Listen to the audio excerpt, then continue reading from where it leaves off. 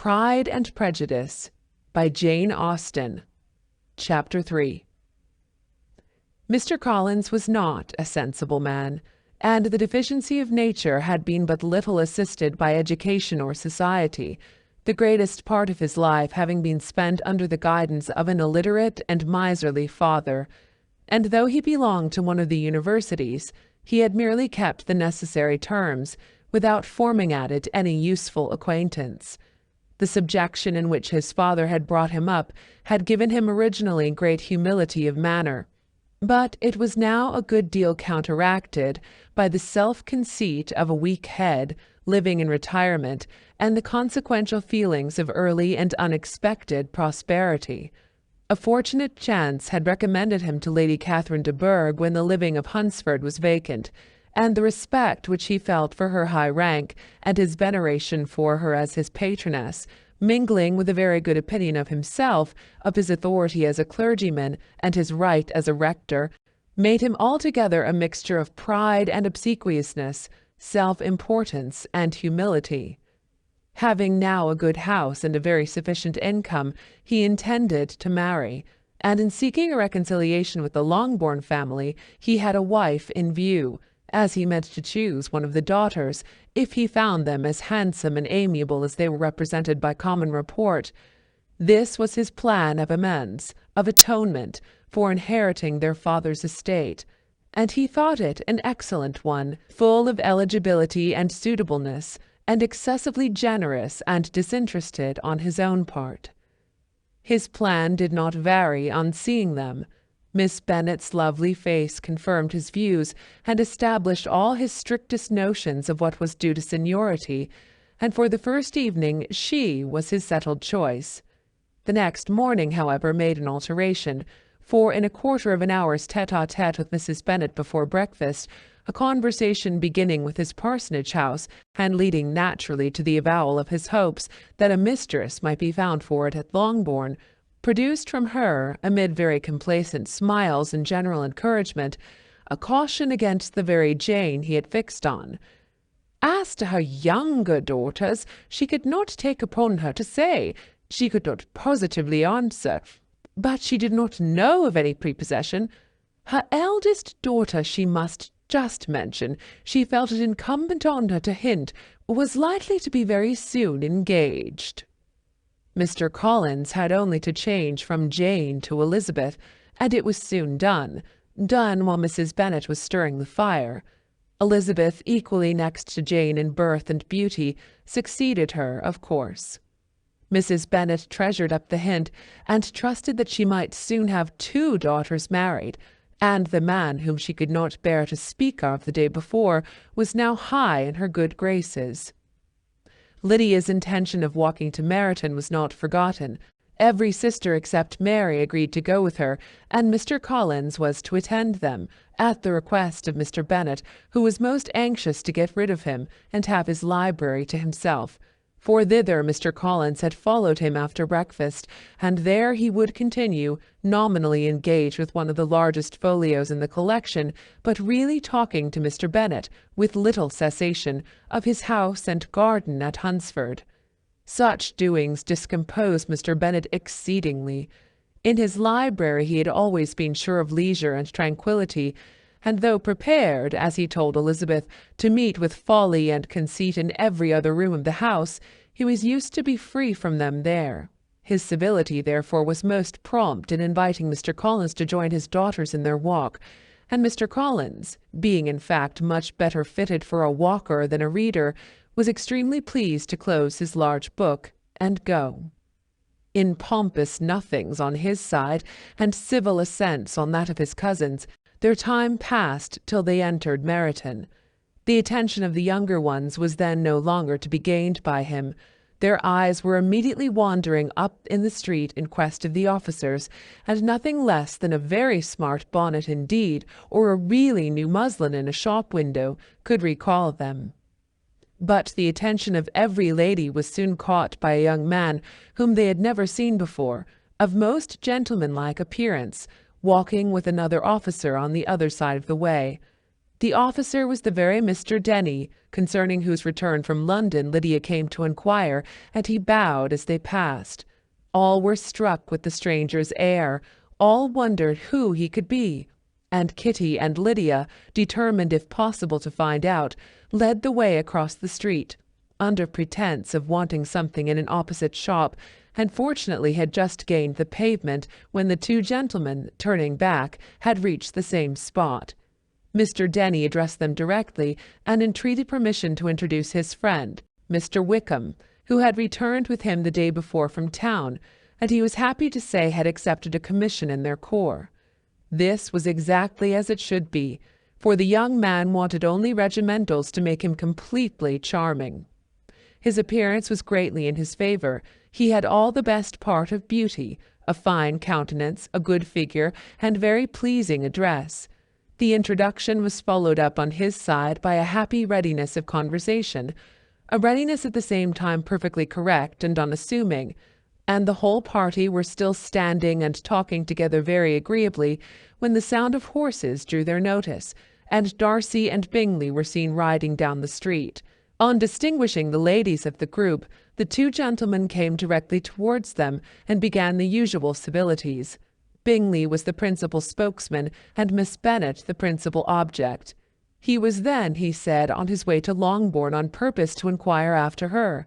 Mr. Darcy corroborated it with a bow, and was beginning to determine not to fix his eyes on Elizabeth when they were suddenly arrested by the sight of the stranger, and Elizabeth, happening to see the countenance of both as they looked at each other, was all astonishment at the effect of the meeting. Both changed colour. One looked white, the other red. Mr. Wickham after a few moments touched his hat, a salutation which Mr. Darcy just deigned to return. What could be the meaning of it? It was impossible to imagine. It was impossible not to long to know. In another minute, Mr. Bingley, but without seeming to have noticed what passed, took leave and rode on with his friend. Mr. Denny and Mr. Wickham walked with the young ladies to the door of Mr. Phillips's house, and then made their bows, in spite of Miss Lydia's pressing entreaties that they should come in, and even in spite of Mrs. Phillips throwing up the parlour window and loudly seconding the invitation. Mrs. Phillips was always glad to see her nieces, and the two eldest, from their recent absence, were particularly welcome, and she was eagerly expressing her surprise at their sudden return home, which, as their own carriage had not fetched them, she should have known nothing about, if she had not happened to see Mr. Jones's shop-boy in the street, who had told her that they were not to send any more drafts to Netherfield because the Miss Bennets were come away, when her civility was claimed toward Mr. Collins by Jane's introduction of him. She received him with her very best politeness, which he returned with as much more, apologizing for his intrusion, without any previous acquaintance with her, which he could not help flattering himself, however, might be justified by his relationship to the young ladies who introduced him to her notice. Mrs. Phillips was quite awed by such an excess of good breeding, but her contemplation of one stranger was soon put to an end by exclamations and inquiries about the other, of whom, however, she could only tell her nieces what they already knew, that Mr. Denny had brought him from London, and that he was to have a lieutenant's commission in the shire. She had been watching him the last hour, she said, as he walked up and down the street, and had Mr. Wickham appeared, Kitty and Lydia would certainly have continued the occupation, but unluckily no one passed windows now except a few of the officers, who, in comparison with the stranger, were become stupid, disagreeable fellows. Some of them were to dine with the Phillipses the next day, and their aunt promised to make her husband call on Mr. Wickham and give him an invitation also, if the family from Longbourn would come in the evening. This was agreed to, and Mrs. Phillips protested that they would have a nice, comfortable, noisy game of lottery tickets and a little bit of hot supper afterwards. The prospect of such delights was very cheering, and they parted in mutual good spirits. Mr. Collins repeated his apologies in quitting the room, and was assured with unwearying civility that they were perfectly needless. As they walked home, Elizabeth related to Jane what she had seen pass between the two gentlemen, but though Jane would have defended either or both, had they appeared to be in the wrong, she could no more explain such behaviour than her sister. Mr. Collins, on his return, highly gratified Mrs. Bennet by admiring Mrs. Phillips's manners and politeness. He protested that, except Lady Catherine and her daughter, he had never seen a more elegant woman, for she had not only received him with the utmost civility, but even pointedly included him in her invitation for the next evening, although utterly unknown to her before. Something, he supposed, might be attributed to his connection with them, but yet he had never met with so much attention in the whole course of his life. As no objection was made to the young people's engagement with their aunt, and all Mr. Collins's scruples of leaving Mr. and Mrs. Bennet for a single evening during his visit were most steadily resisted, the coach conveyed him and his 5 cousins at a suitable hour to Meryton, and the girls had the pleasure of hearing, as they entered the drawing-room, that Mr. Wickham had accepted their uncle's invitation, and was then in the house. When this information was given, and they had all taken their seats, Mr. Collins was at leisure to look around him and admire, and he was so much struck with the size and furniture of the apartment that he declared he might almost have supposed himself in the small summer breakfast parlour at Rosings, a comparison that did not at first convey much gratification.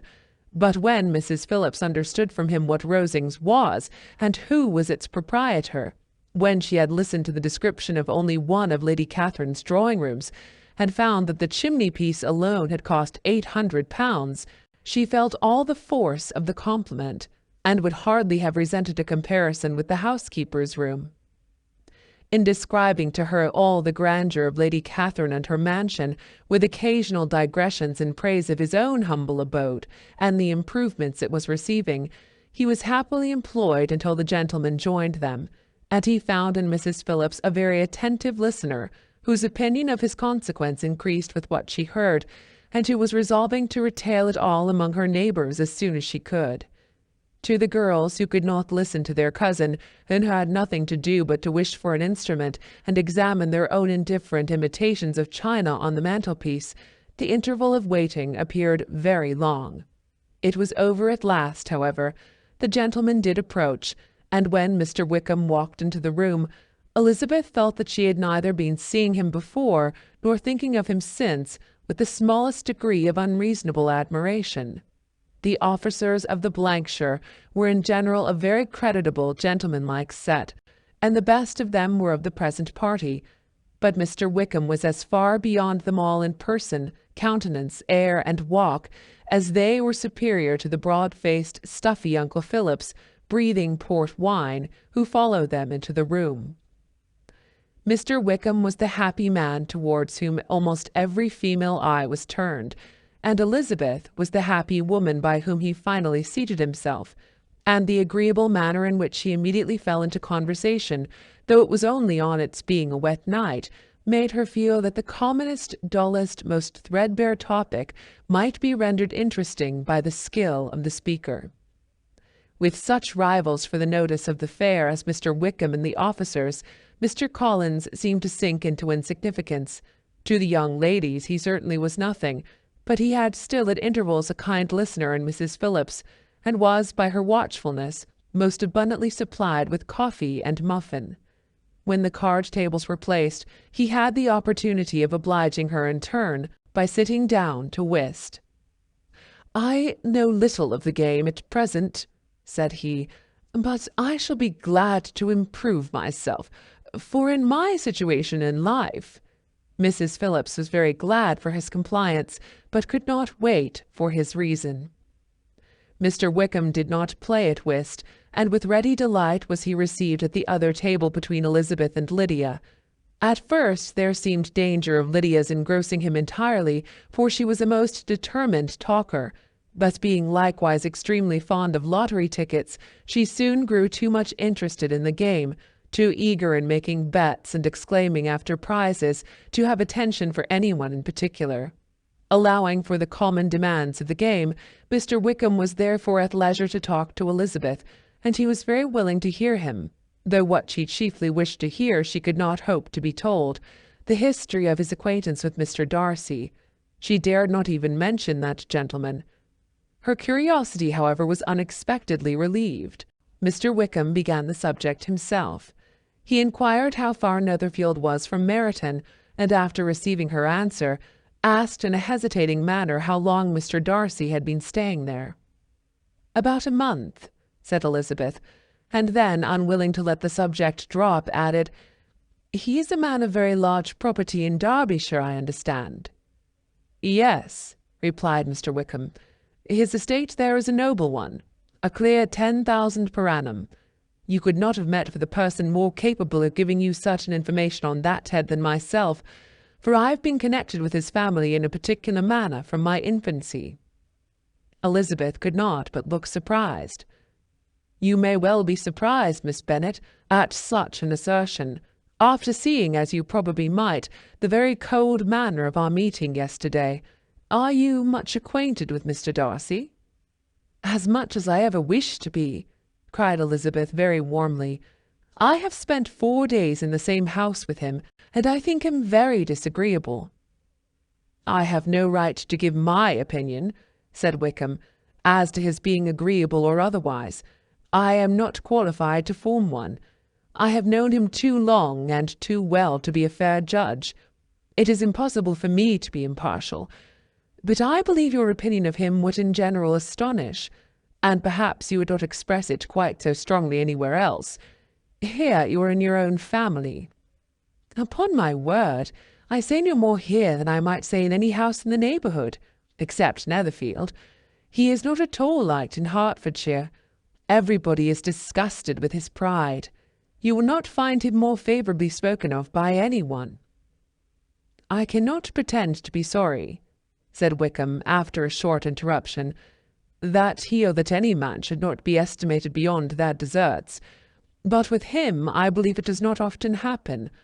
The world is blinded by his fortune and consequence, or frightened by his high and imposing manners, and sees him only as he chooses to be seen. I should take him, even on my slight acquaintance, to be an ill-tempered man." Wickham only shook his head. "I wonder," said he at the next opportunity of speaking, "whether he is likely to be in this country much longer?" "I do not at all know, but I heard nothing of his going away when I was at Netherfield. I hope your plans in favour of the Blankshire will not be affected by his being in the neighbourhood." "Oh no, it is not for me to be driven away by Mr. Darcy. If he wishes to avoid seeing me, he must go. We are not on friendly terms, and it always gives me pain to meet him, but I have no reason for avoiding him but what I might proclaim before all the world, a sense of very great ill-usage, and most painful regrets at his being what he is.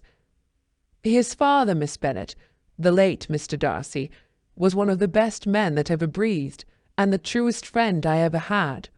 And I can never be in company with this Mr. Darcy without being grieved to the soul by 1,000 tender recollections. His behaviour to myself has been scandalous, but I verily believe I could forgive him anything and everything, rather than his disappointing the hopes and disgracing the memory of his father." Elizabeth found the interest of the subject increase, and listened with all her heart, but the delicacy of it prevented further inquiry.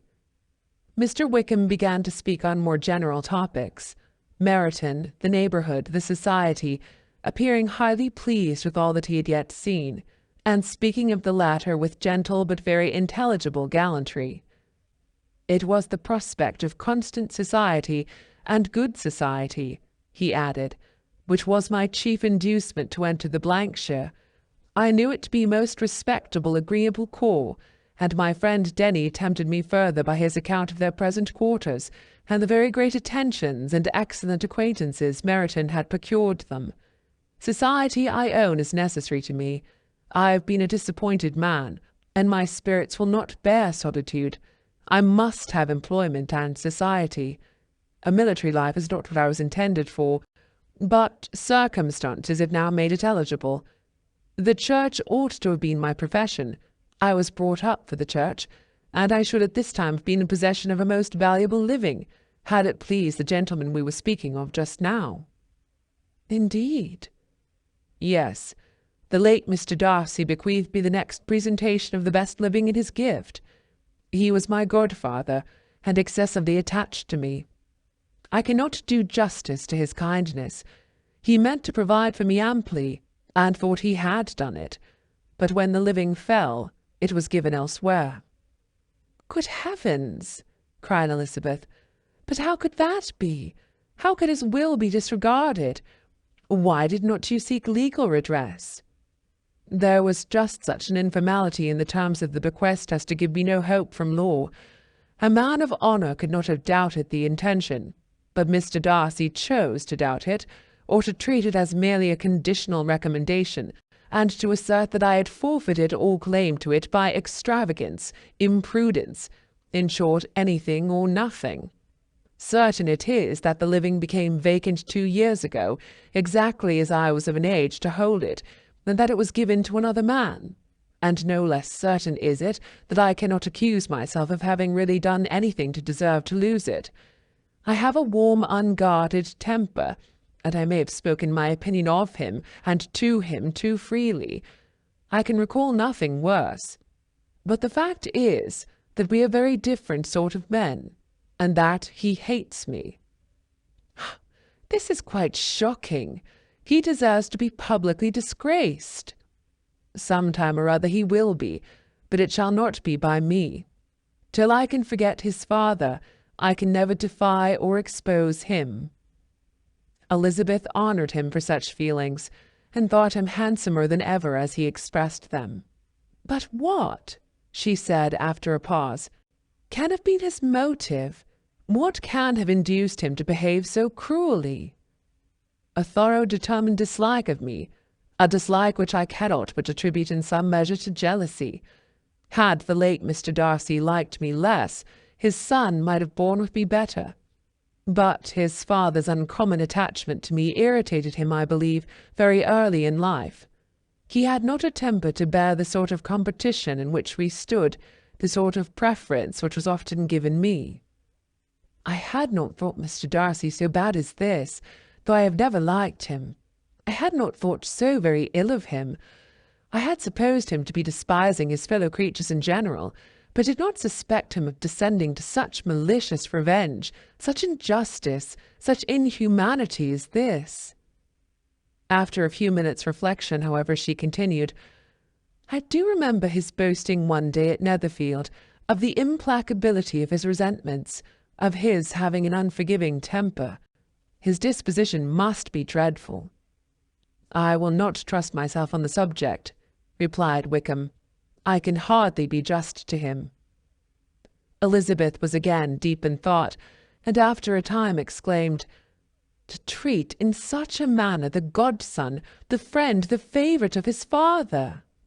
She could have added, "A young man, too, like you, whose very countenance may vouch for your being amiable." But she contented herself with, "And one, too, who had probably been his companion from childhood, connected together, as I think you said, in the closest manner." "We were born in the same parish, within the same park. The greatest part of our youth was passed together, inmates of the same house, sharing the same amusements, objects of the same parental care. My father began life in the profession which your uncle, Mr. Phillips, appears to do so much credit to, but he gave up everything to be of use to the late Mr. Darcy, and devoted all his time to the care of the Pemberley property. He was most highly esteemed by Mr. Darcy, a most intimate, confidential friend.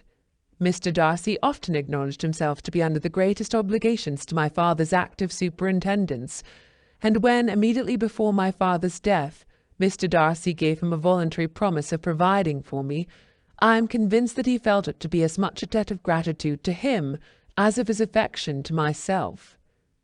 "How strange!" cried Elizabeth. "How abominable!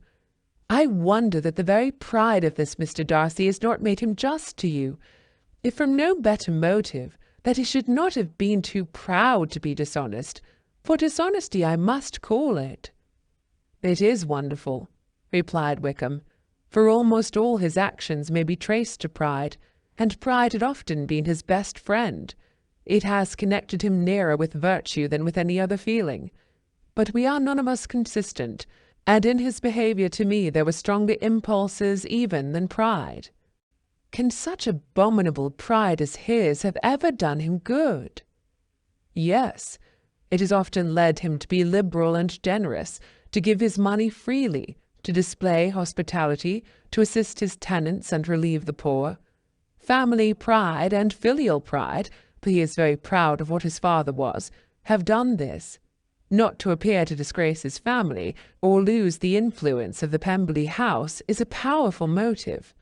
He has also brotherly pride, which with some brotherly affection makes him a very kind and careful guardian of his sister, and you will hear him generally cried up as the most attentive and best of brothers. What sort of a girl is Miss Darcy? He shook his head. I wish I could call her amiable. It gives me pain to speak ill of a Darcy, but she is too much like her brother, very, very proud. As a child she was affectionate and pleasing, and extremely fond of me, and I have devoted hours and hours to her amusement. But she is nothing to me now.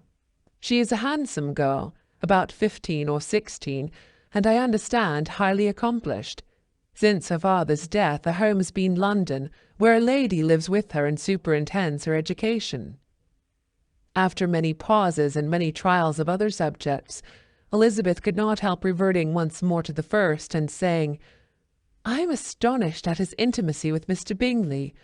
How can Mr. Bingley, who seems good humour itself, and is, I really believe, truly amiable, be in friendship with such a man? How can they suit each other? Do you know Mr. Bingley? Not at all. He is a sweet-tempered, amiable, charming man. He cannot know what Mr. Darcy is. Probably not, but Mr. Darcy can please where he chooses. He does not want abilities. He can be a conversable companion if he thinks it worth his while. Among those who are at all his equals in consequence, he is a very different man from what he is to the less prosperous. His pride never deserts him, but with the rich he is liberal-minded, just, sincere, rational, honourable, and perhaps agreeable, allowing something for fortune and figure. The whist party soon afterwards breaking up, the players gathered round the other table, and Mr. Collins took his station between his cousin Elizabeth and Mrs. Phillips. The usual inquiries as to his success was made by the latter. It had not been very great. He had lost every point, but when Mrs. Phillips began to express her concern thereupon, he assured her with much earnest gravity that it was not of the least importance, that he considered the money as a mere trifle, and begged that she would not make herself uneasy. I know very well, madam, said he, that when persons sit down to a card-table they must take their chances of these things, and happily I am not in such circumstances as to make 5 shillings any object. There are undoubtedly many who could not say the same, but thanks to Lady Catherine de Bourgh, I am removed far beyond the necessity of regarding little matters. Mr. Wickham's attention was caught, and after observing Mr. Collins for a few moments, he asked Elizabeth in a low voice whether her relation was very intimately acquainted with the family of de Bourgh. Lady Catherine de Bourgh, she replied, has very lately given him a living. I hardly know how Mr. Collins was first introduced to her notice, but he certainly has not known her long. You know, of course, that Lady Catherine de Bourgh and Lady Anne Darcy were sisters. Consequently, she is aunt to the present Mr. Darcy. No, indeed, I did not. I knew nothing at all of Lady Catherine's connections. I never heard of her existence till the day before yesterday. Her daughter, Miss de Bourgh, will have a very large fortune, and it is believed that she and her cousin will unite the 2 estates. This information made Elizabeth smile, as she thought of poor Miss Bingley. Vain indeed must be all her attentions, vain and useless her affection for his sister and her praise of himself, if he were already self-destined for another. Mr. Collins, said she, speaks highly both of Lady Catherine and her daughter, but from some particulars that he has related of her ladyship, I suspect his gratitude misleads him, and that in spite of her being his patroness, she is an arrogant, conceited woman. I believe her to be both in a great degree, replied Wickham. I have not seen her for many years, but I very well remember that I never liked her, and that her manners were dictatorial and insolent. She has the reputation of being remarkably sensible and clever, but I rather believe she derives part of her abilities from her rank and fortune, part from her authoritative manner, and the rest from the pride for her nephew, who chooses that everyone connected with him should have an understanding of the first class."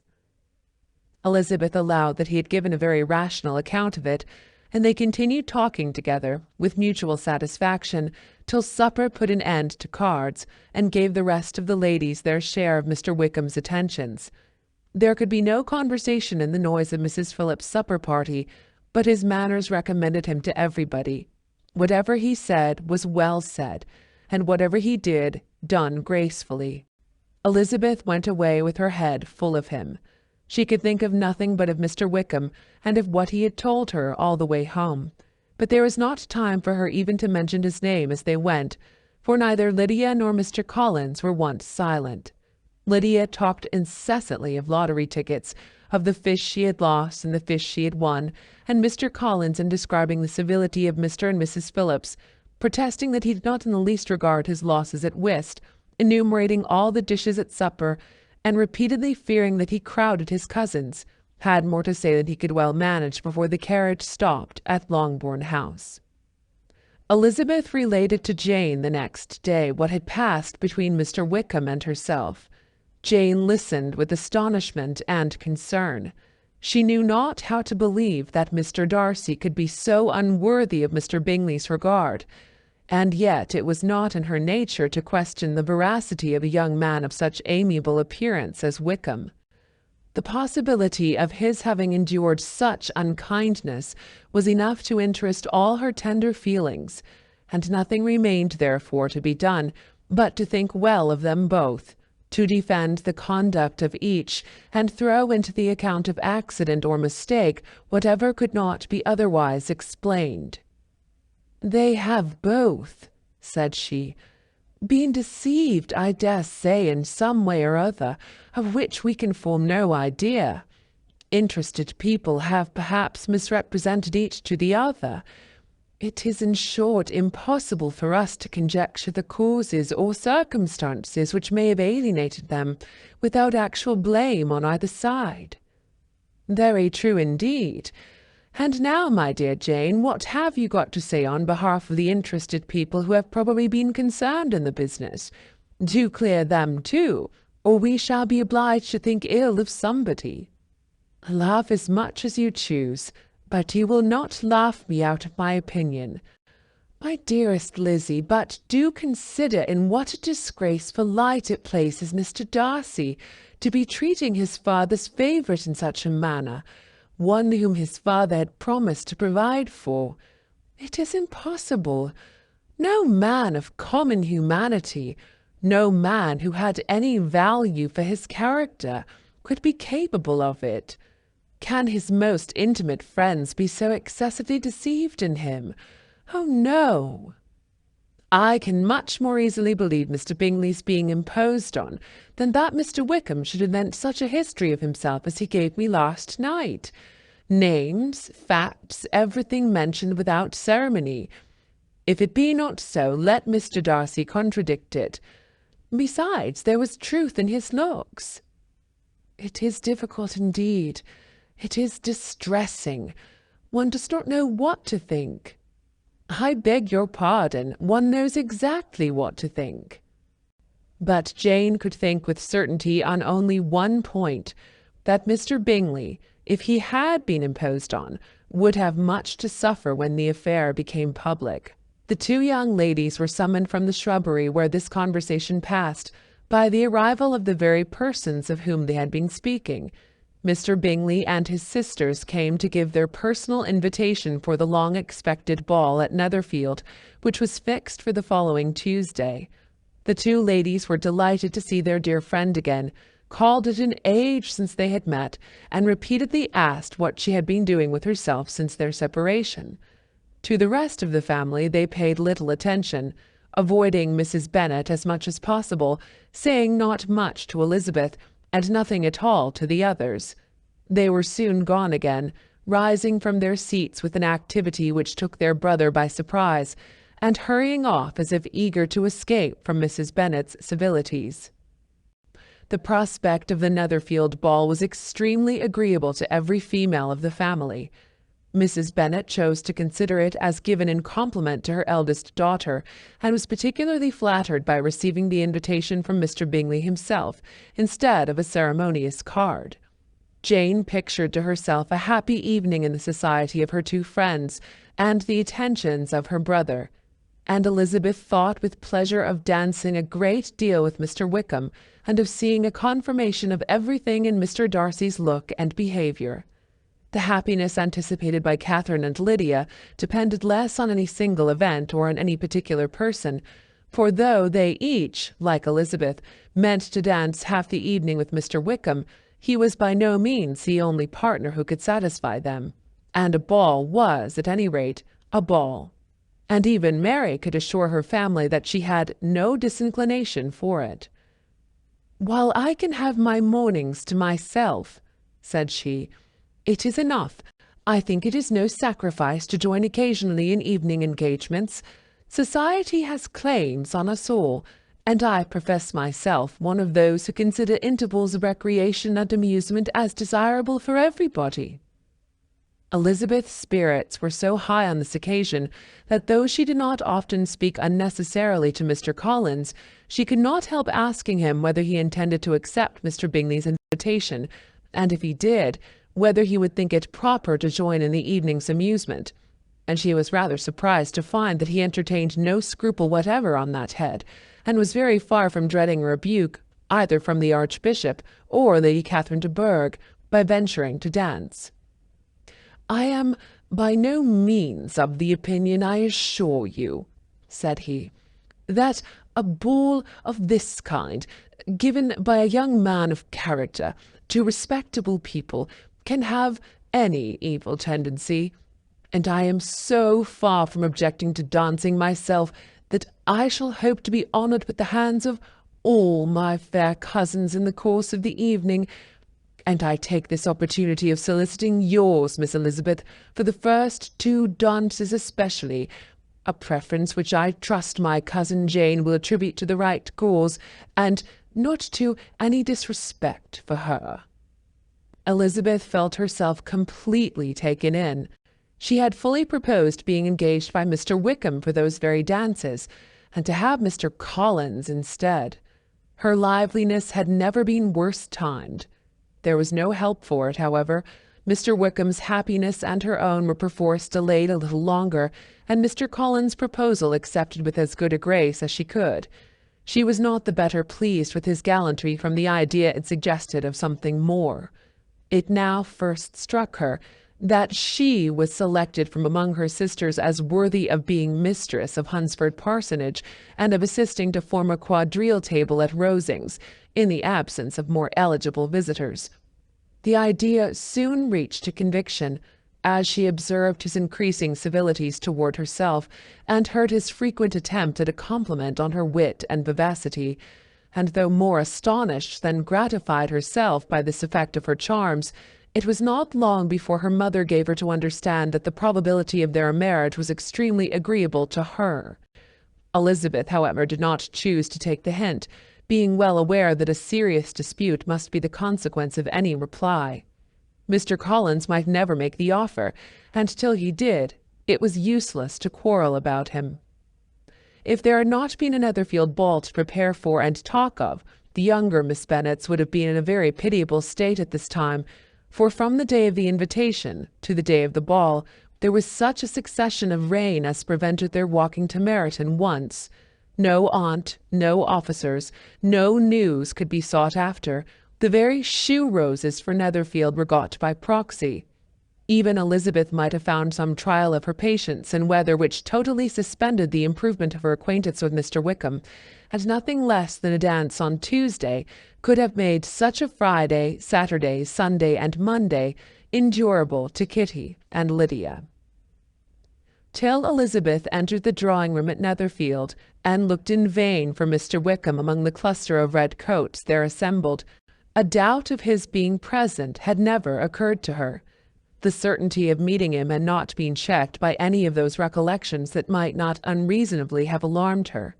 She had dressed with more than usual care, and prepared in the highest spirits for the conquest of all that remained unsubdued of his heart, trusting that it was not more than might be won in the course of the evening.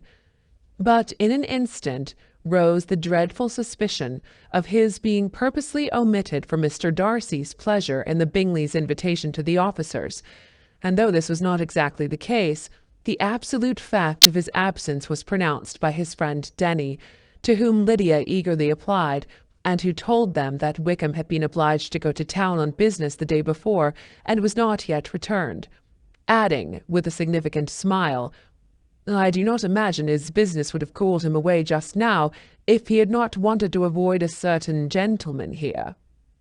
This part of his intelligence, although unheard by Lydia, was caught by Elizabeth, and as it assured her that Darcy was not less answerable for Wickham's absence than if her first surmise had been just, every feeling of displeasure against the former was so sharpened by immediate disappointment that she could hardly reply with tolerable civility to the polite inquiries which he directly afterwards approached to make. Attendance, forbearance, patience with Darcy was injury to Wickham. She was resolved against any sort of conversation with him, and turned away with a degree of ill-humour which she could not wholly surmount even in speaking to Mr. Bingley, whose blind partiality provoked her. But Elizabeth was not formed for ill-humour, and though every prospect of her own was destroyed for the evening, it could not long dwell on her spirits, and having told all her griefs to Charlotte Lucas, whom she had not seen for a week, she was soon able to make a voluntary transition to the oddities of her cousin, and to point him out to her particular notice. The first 2 dances, however, brought a return of distress. They were dances of mortification. Mr. Collins, awkward and solemn, apologizing instead of attending, and often moving wrong without being aware of it, gave her all the shame and misery which a disagreeable partner for a couple of dances can give. The moment of her release from him was ecstasy. She danced next with an officer, and had the refreshment of talking of Wickham, and of hearing that he was universally liked. When those dances were over, she returned to Charlotte Lucas, and was in conversation with her, when she found herself suddenly addressed by Mr. Darcy, who took her so much by surprise in his application for her hand, that, without knowing what she did, she accepted him. He walked away again immediately, and she was left to fret over her own want of presence of mind. Charlotte tried to console her. "I dare say you will find him very agreeable." "Heaven forbid! That would be the greatest misfortune of all, to find a man agreeable whom one is determined to hate. Do not wish me such an evil." When the dancing recommenced, however, and Darcy approached to claim her hand, Charlotte could not help cautioning her in a whisper not to be a simpleton, and allow her fancy for Wickham to make her appear unpleasant in the eyes of a man of 10 times his consequence. Elizabeth made no answer, and took her place in the set, amazed at the dignity to which she was arrived in being allowed to stand opposite to Mr. Darcy, and reading in her neighbours' looks their equal amazement in beholding it. They stood for some time without speaking a word, and she began to imagine that their silence was to last through the 2 dances, and at first she was resolved not to break it, till, suddenly fancying that it would be the greater punishment to her partner to oblige him to talk, she made some slight observation on the dance. He replied, and was again silent. After a pause of some minutes, she addressed him a second time with, "It is your turn to say something now, Mr. Darcy. I talked about the dance, and you ought to make some sort of remark on the size of the room or the number of couples." He smiled, and assured her that whatever she wished him to say should be said. "Very well, that reply will do for the present. Perhaps by and by I may observe that private balls are much pleasanter than public ones. But now we may be silent." "Do you talk by rule, then, while you are dancing?" "Sometimes. One must speak a little, you know. It would look odd to be entirely silent for half an hour together, and yet, for the advantage of some, conversation ought to be so arranged as they might have the trouble of saying as little as possible." Are you consulting your own feelings in the present case, or do you imagine that you are gratifying mine?" "Both," replied Elizabeth archly, "for I have always seen a great similarity in the turn of our minds. We are each of an unsocial, taciturn disposition, unwilling to speak unless we expect to say something that will amaze the whole room, and be handed down to posterity with all the éclat of a proverb." "This is no very striking resemblance of your own character, I am sure," he said. "How near it may be to mine, I cannot pretend to say. You think it a faithful portrait, undoubtedly." "I must not decide on my own performance." He made no answer, and they were again silent till they had gone down the dance, when he asked her if she and her sisters did not very often walk to Meryton. She answered in the affirmative, and, unable to resist the temptation, added, "When you met us there the other day, we had just been forming a new acquaintance." The effect was immediate. A deeper shade of hauteur overspread his features, but he said not a word, and Elizabeth, though blaming herself for her own weakness, could not go on. At length Darcy spoke, and in a constrained manner said, "Mr. Wickham is blessed with such happy manners as may ensure his making friends. Whether he may be equally capable of retaining them is less certain." "He has been so unlucky as to lose your friendship," replied Elizabeth with emphasis, "and in a manner which he is likely to suffer from all his life." Darcy made no answer, and seemed desirous of changing the subject. At that moment Sir William Lucas appeared close to them, meaning to pass through the set to the other side of the room, but on perceiving Mr. Darcy, he stopped with a bow of superior courtesy to compliment him on his dancing and his partner. "I have been most highly gratified indeed, my dear sir. Such very superior dancing is not often seen. It is evident that you belong to the first circles. Allow me to say, however, that your fair partner does not disgrace you, and that I must hope to have this pleasure often repeated, especially when a certain desirable event, my dear Eliza," glancing at her sister and Bingley, "shall take place. What congratulations will then flow in! I appeal to Mr. Darcy. But let not me interrupt you, sir. You will not thank me for detaining you from the bewitching converse of that young lady, whose bright eyes are also upbraiding me." The latter part of this address was scarcely heard by Darcy, but Sir William's allusion to his friend seemed to strike him forcibly, and his eyes were directed with a very serious expression towards Bingley and Jane, who were dancing together. Recovering himself, however, shortly he turned to his partner, and said, "Sir William's interruption has made me forget what we were talking of." "I do not think we were speaking at all. Sir William could not have interrupted two people in the room who had less to say for themselves. We have tried 2 or 3 subjects already without success, and what we are to talk of next I cannot imagine." "What think you of books?" said he, smiling. "Books? Oh, no. I am sure we never read the same, or not with the same feelings." "I am sorry you think so. But if that be the case, there can at least be no want of subject. We may compare our different opinions." "No, I cannot talk of books in a ballroom. My head is always full of something else." "The present always occupies you in such scenes, does it?" said he, with a look of doubt. "Yes, always," she replied, without knowing what she said, for her thoughts had wandered far from the subject, as soon afterwards appeared by her suddenly exclaiming, "I remember hearing you once say, Mr. Darcy, that you hardly ever forgave, that your resentment, once created, was unappeasable. You are very cautious, I suppose, as to its being created?" "I am," said he, with a firm voice. "And never allow yourself to be blinded by prejudice?" "I hope not."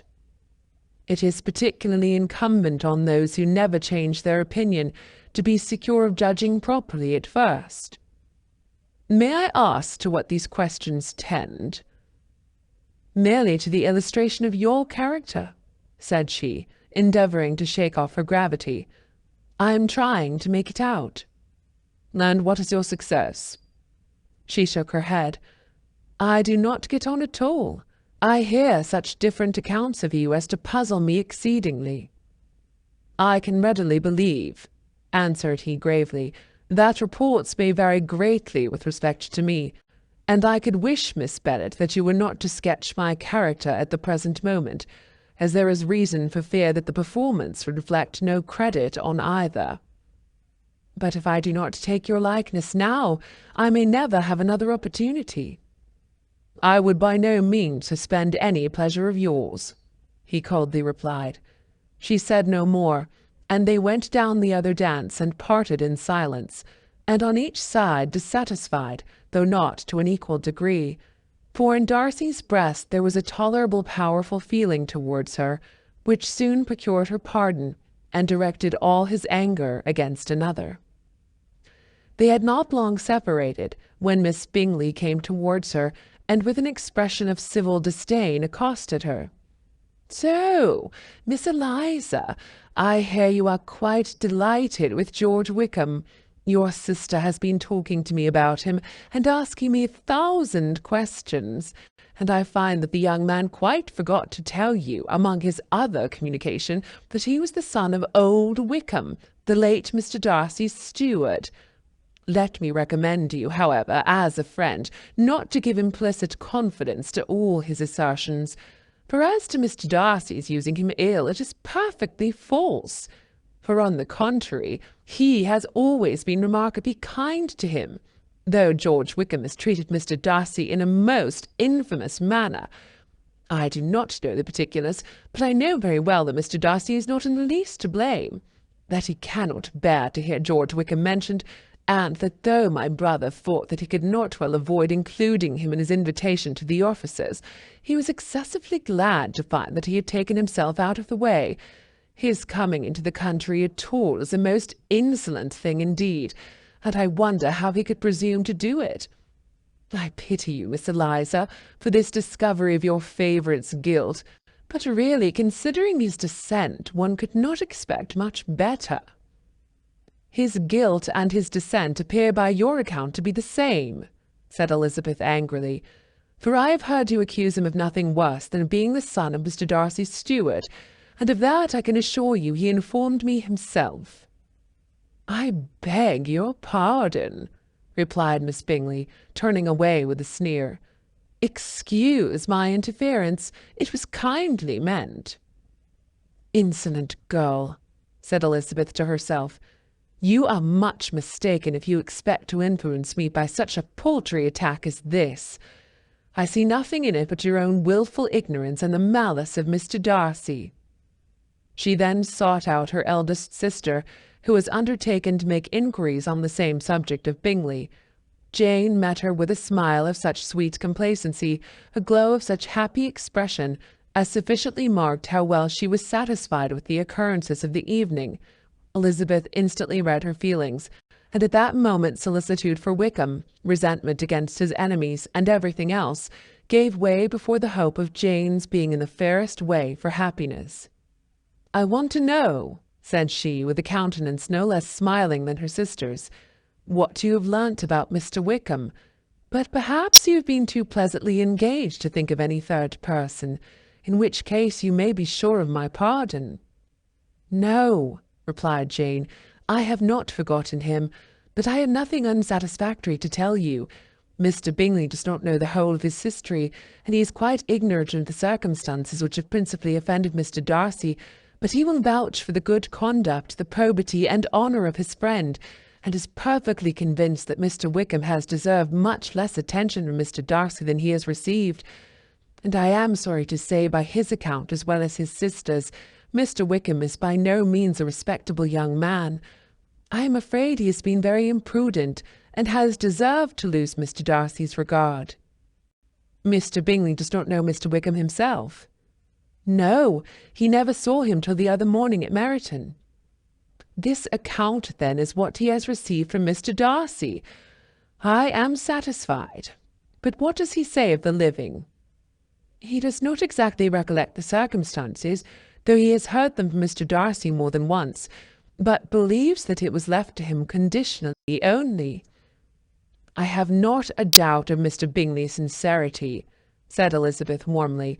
"But you must excuse my not being convinced by assurances only.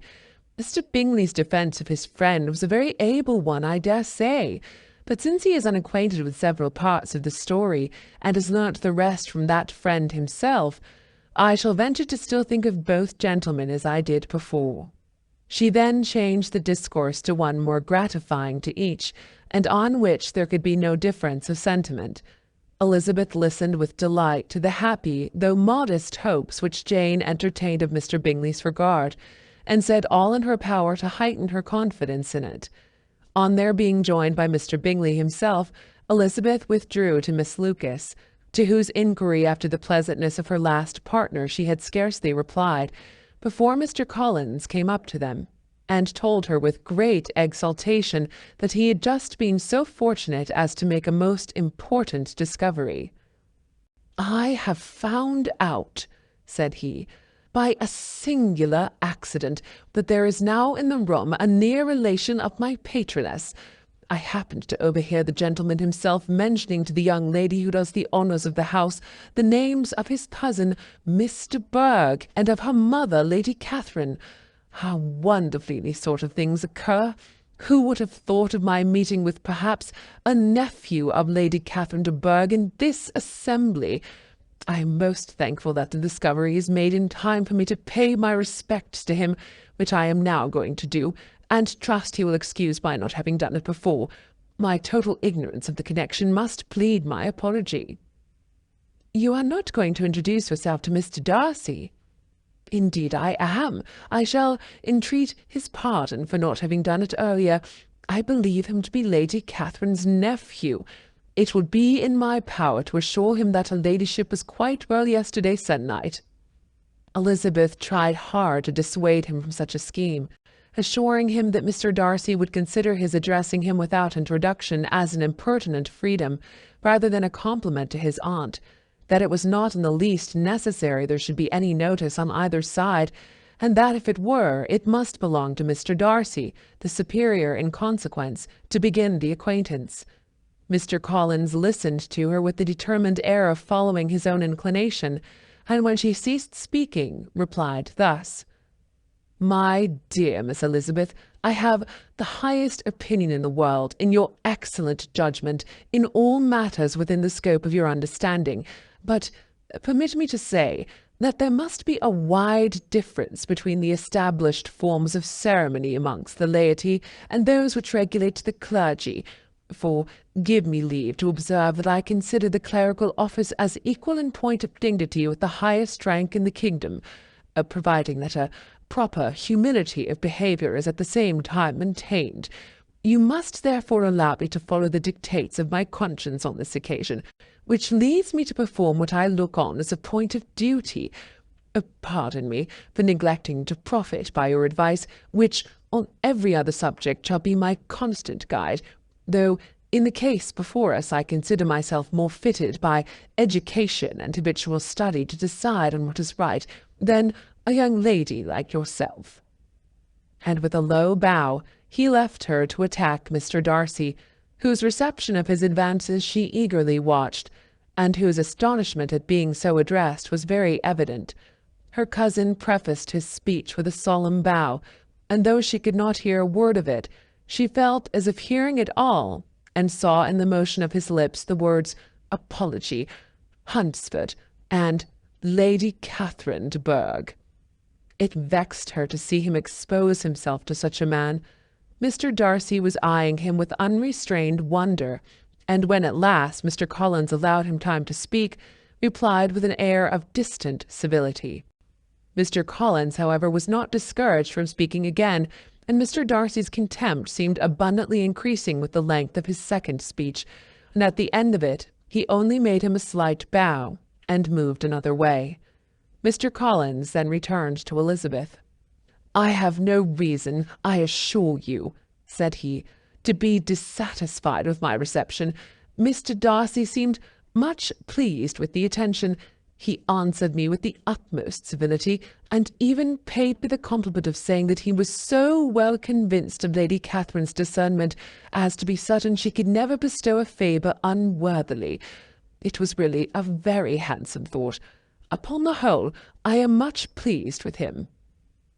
As Elizabeth had no longer any interest of her own to pursue, she turned her attention almost entirely on her sister and Mr. Bingley, and the train of agreeable reflections which her observations gave birth to made her perhaps almost as happy as Jane. She saw her in idea settled in that very house, in all the felicity which a marriage of true affection could bestow, and she felt capable, under such circumstances, of endeavouring even to like Bingley's two sisters. Her mother's thoughts she plainly saw were bent the same way, and she determined not to venture near her, lest she might hear too much. When they sat down to supper, therefore, she considered it a most unlucky perverseness which placed them within one of each other, and deeply was she vexed to find that her mother was talking to that one person, Lady Lucas, freely, openly, and of nothing else but her expectation that Jane would soon be married to Mr. Bingley. It was an animating subject, and Mrs. Bennet seemed incapable of fatigue while enumerating the advantages of the match. His being such a charming young man, and so rich, and living but 3 miles from them, were the first points of self-gratulation.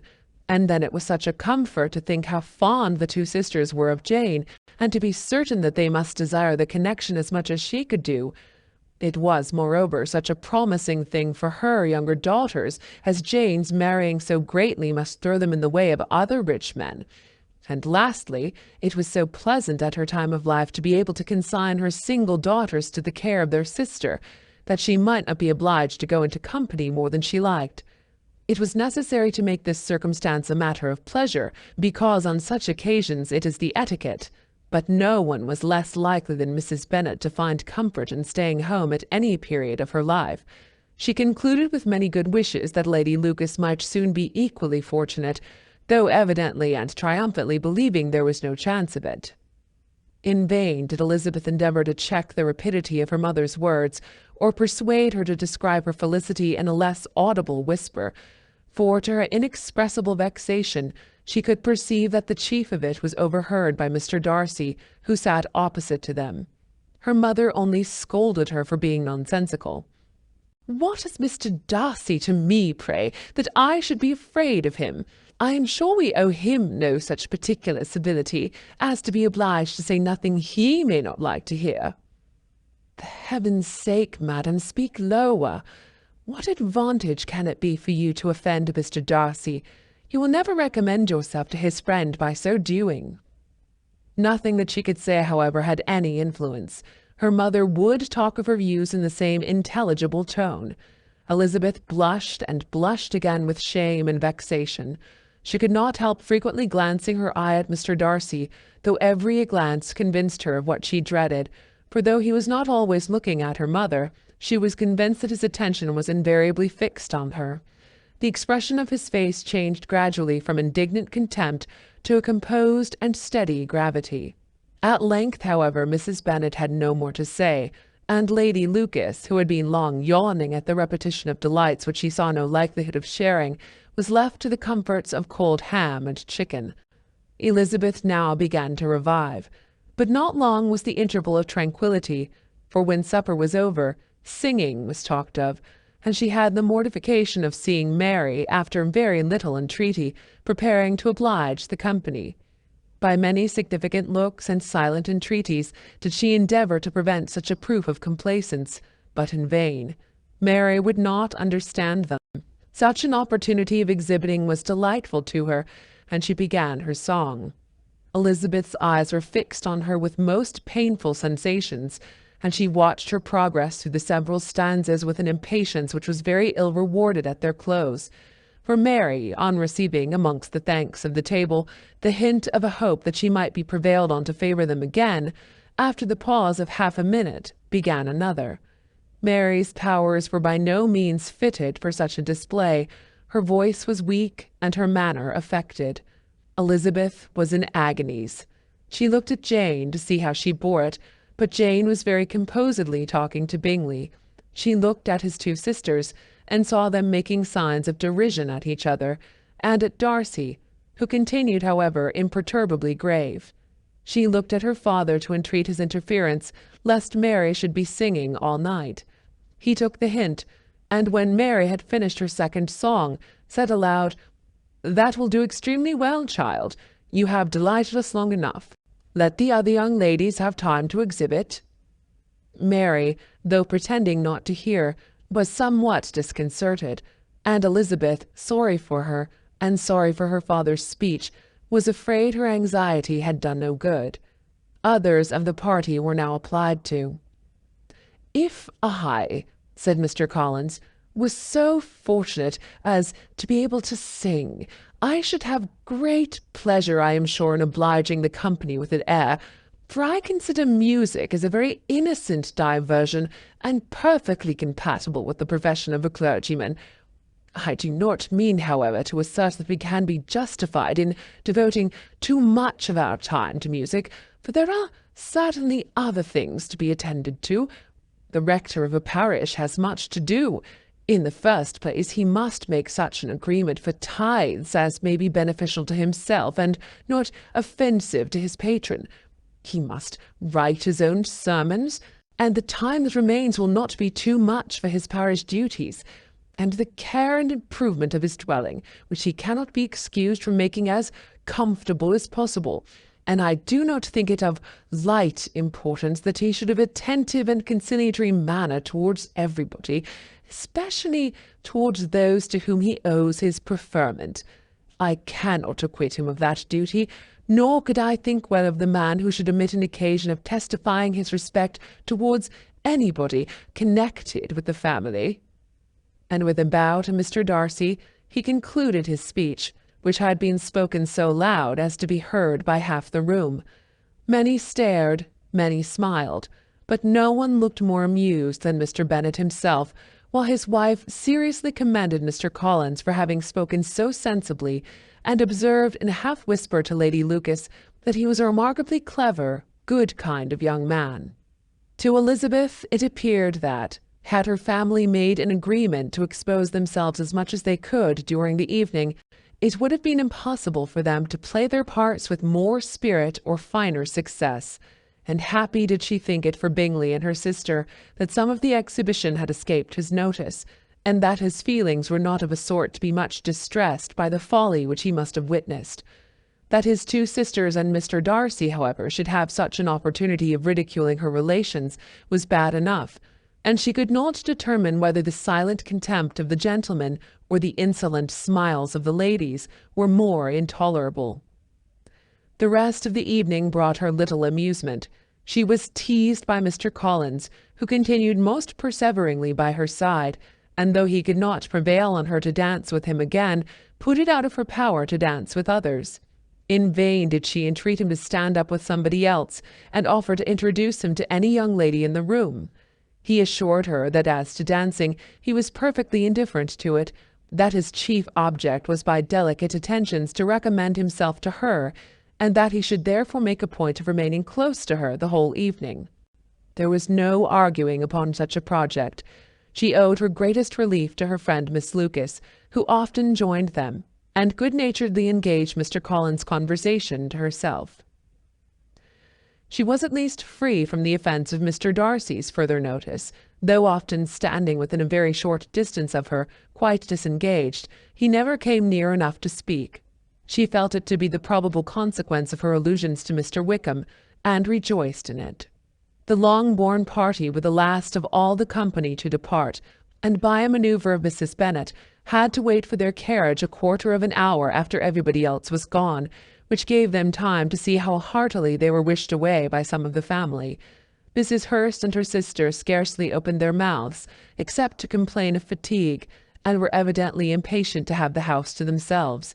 They repulsed every attempt of Mrs. Bennet at conversation, and by doing so threw a languor over the whole party, which was very little relieved by the long speeches of Mr. Collins, who was complimenting Mr. Bingley and his sisters on the elegance of their entertainment, and the hospitality and politeness which had marked their behaviour to their guests. Darcy said nothing at all. Mr. Bennet, in equal silence, was enjoying the scene. Mr. Bingley and Jane were standing together, a little detached from the rest, and talked only to each other. Elizabeth preserved as steady a silence as either Mrs. Hurst or Miss Bingley, and even Lydia was too much fatigued to utter more than the occasional exclamation of, "Lord, how tired I am!" accompanied by a violent yawn. When at length they arose to take leave, Mrs. Bennet was most pressingly civil in her hope of seeing the whole family soon at Longbourn, and addressed herself especially to Mr. Bingley, to assure him how happy he would make them by eating a family dinner with them at any time, without the ceremony of a formal invitation. Bingley was all grateful pleasure, and he readily engaged for taking the earliest opportunity of waiting on her, after his return from London, whither he was obliged to go the next day for a short time. Mrs. Bennet was perfectly satisfied, and quitted the house under the delightful persuasion that, allowing for the necessary preparation of settlements, new carriages, and wedding clothes, she should undoubtedly see her daughter settled at Netherfield in the course of 3 or 4 months. Of having another daughter married to Mr. Collins, she thought with equal certainty, and with considerable, though not equal, pleasure. Elizabeth was the least dear to her of all her children, and though the match and the man were quite good enough for her, the worth of each was eclipsed by Mr. Bingley and Netherfield. End of chapter 3.